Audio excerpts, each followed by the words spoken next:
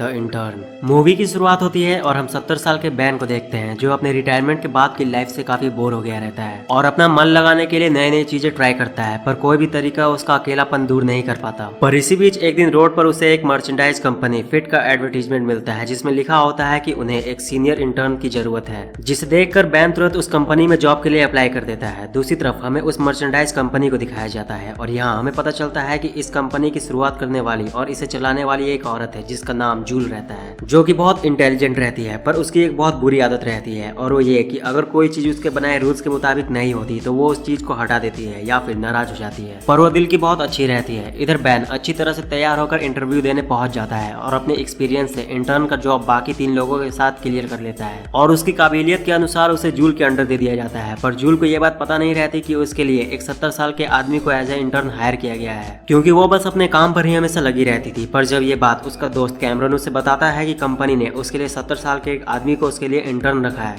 तो वो शॉक हो जाती है और कैमरन को मना कर देती है। पर कैमरन जूल से कहता है कि उसके पास दूसरा कोई ऑप्शन नहीं है, क्योंकि बैन के जरिए वो बाकी वर्कर्स के बीच एक एग्जाम्पल सेट करना चाहते हैं कि वो किसी भी हालत में काम कर सकते हैं, जिससे उनके कंपनी को ही फायदा होगा। कैमरन की बात सुनकर जूल कंपनी के लिए बैन को अपना इंटर्न रखने के लिए मान जाती है, पर जूल बैन के एजेड होने की वजह से उसे अपने काम के लायक नहीं समझती और उससे अपना पीछा छुड़ाने के लिए उससे कहती है कि जब उसे उसकी जरूरत पड़ेगी तो वो उसे मेल करेगी, पर तब तक वो उसके पास ना आए। जिसके बाद बैन जूल की बात मानकर वहां से चला जाता है और फिर हर रोज ऑफिस आकर लैपटॉप पर हर वक्त जूल के मेल्स का इंतजार करता है, क्योंकि उसे पता नहीं रहता कि उसे जूल की तरफ से कोई मैसेज नहीं आने वाला, क्योंकि जूल भूल गई रहती है कि बैन उसका इंटर्न है। पर एक टाइम के बाद जब बैन बैठा बैठा बोर होने लगता है तो वो कंपनी के बाकी लोगों के काम में उनकी मदद करने लगता है और अपने जेंटल बिहेवियर के कारण धीरे धीरे ऑफिस में सबका फेवरेट बन जाता है। जिसके बाद जूल भी धीरे धीरे उसे नोटिस करने लगती है और एक दिन बैन को जूल का मेल आता है जिसे देखकर बैन बहुत खुश होता है। पर जूल उसे कोई इंपॉर्टेंट काम के लिए नहीं बुलाती, बल्कि उसे अपने सूट को लॉन्ड्री ले जाने के लिए बुलाती है। दरअसल वो अपना सूट लंच करते वक्त गंदा कर लेती है, क्योंकि कैमरन उसे शौक दे देता है ये कहकर कि उनके इन्वेस्टर्स चाहते हैं कि वो किसी और को सीईओ बना दे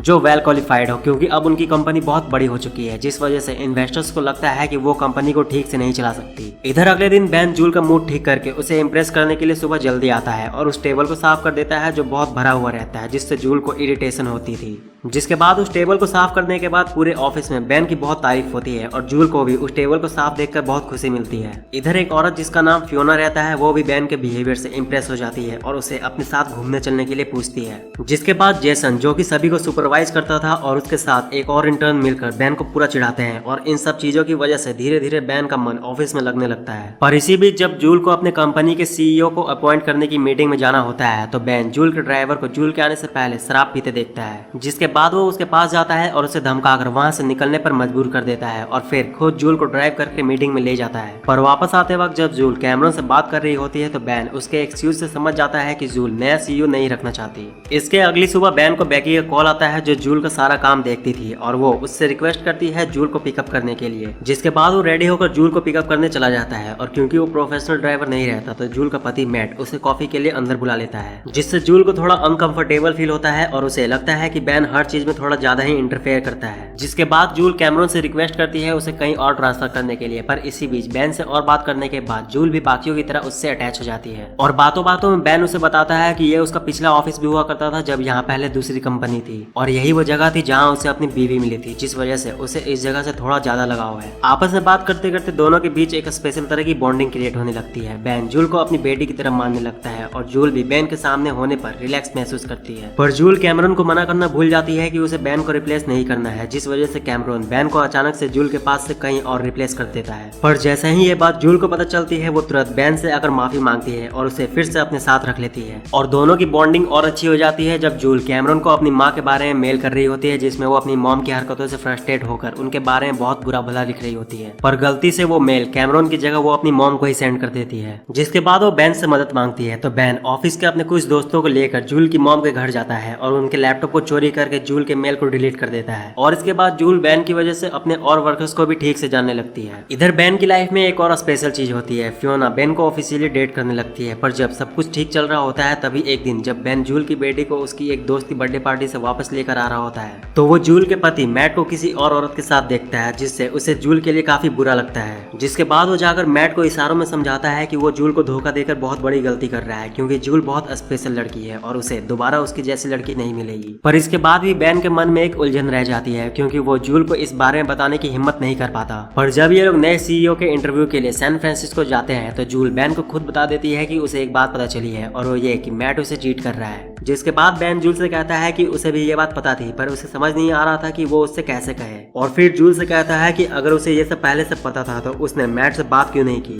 तो जूल कहती है कि वो अभी इसके अंजाम के लिए रेडी नहीं है, और उसे लगता है कि शायद मैट उसके ज्यादा बिजी होने की वजह से भटक गया है, क्योंकि मैट पहले ऐसा नहीं था। उसी की वजह से आज वो अपने कंपनी को इतनी आगे लेकर आ पाई है, क्योंकि मैट जब अपने सक्सेस के ऊंचाइयों पर था तब उसने बिना सोचे उसके बिजनेस के लिए अपने सपनों को छोड़ दिया था, ताकि उसे घर के कामों में टाइम वेस्ट ना करना पड़े। और आखिर में जूल बैन को बताती है कि इसी वजह से वो नए सीईओ के लिए भी मानी है, ताकि वो मैट को टाइम दे सके। जूल की बात सुनकर बैन उससे कहता है कि वो गलती कर रही है, उसे सीईओ की पोस्ट नहीं छोड़नी चाहिए, और अगर बैन उससे सही में प्यार करता है तो उसे फर्क नहीं पड़ना चाहिए वो कितनी भी बिजी क्यों ना हो। इसके बाद दोनों सैन फ्रांसिस्को से वापस आ जाते हैं, पर अब सिचुएशन पहले जैसी नहीं रहती। जूल के सीईओ के पोस्ट के हटने की डिसीजन से बैन का मन अशांत हो जाता है, और जूल भी अपने खुद की डिसीजन से बहुत हट रहती है। पर दूसरी तरफ मैट को बैन की कई बातें बार बार याद आती है, जिससे उसे अपनी गलती का एहसास होने लगता है। और इधर जूल जब आखिरी बार बैन से कहने आती है कि वो सीईओ की पोस्ट को छोड़ रही है, तो बैन उससे एक और बार समझाने की कोशिश करता है, उससे ये कहकर कि उसके अलावा और कोई भी उसकी कंपनी को उसके जितना डेडिकेशन से हैंडल नहीं करेगा। और ये चीज उसने इतने दिनों में खुद नोटिस किया है। पर जूल बैन की बातों को टाल देती है, जिसके बाद बैन कुछ नहीं कहता और दोनों ऑफिस आ जाते हैं। पर ऑफिस में आते ही थोड़ी देर के बाद मैट वहां आ जाता है और जूल से अपने किए के लिए माफी मांगता है,